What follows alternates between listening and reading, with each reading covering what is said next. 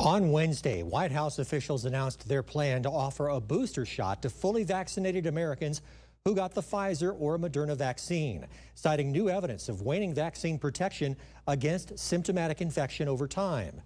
ABC-7 medical contributor Dr. Ogechika Alozie from Sunset ID Care joins me now to discuss that third dose. Dr. Alozie, the White House said you should get the third dose 8 months after you received your second shot. So if you received the Moderna or Pfizer vaccine, should that 8 months be the date when the vaccine took full effect? In other words, the 2 weeks after your second dose?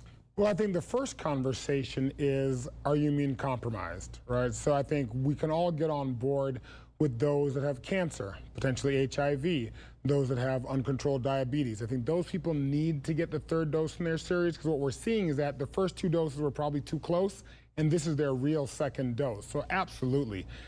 I think the data is just not there for everybody else. Now, there are going to be some people that say, hey, Dr. Alozie, I'm worried I'm going to get my dose, and we live in a great country, so you have that right. But I think we also shouldn't shame people that decide, hey, I'm healthy, I've gotten my 2 doses, and I don't plan to get a third. So the longer after you wait after the second shot, the less protection you have? That is true, but again, there's a nuance that sometimes people forget. Antibody protection doesn't mean that you're necessarily going to get sick. And I say this all the time, Mark, but I think we also have to sort of remember where are we going with this transition, right? At some point in time, we understand that SARS-CoV-2 is going to be endemic. We're all going to get it a second time, maybe a third time, year to year. And so getting a cold level illness isn't what this was about. It's protecting against hospitalization and death. And the 2 doses still do that. Now, again, immune-compromised people have to think about it differently.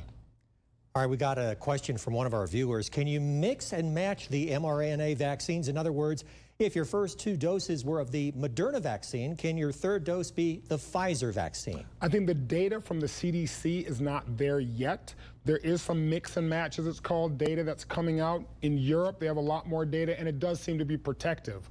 One of the bigger questions is those that got J&J, what should they do? I think the data shows right now that if they get an mRNA, they get a great boost, and so that's a suggestion. I will say one last thing that we haven't talked about enough in the community. If you're unvaccinated, get vaccinated. But just as importantly, if you get sick and you're positive, really reach out to your doctor and maybe one of the hospitals in the community to get the antibody infusion.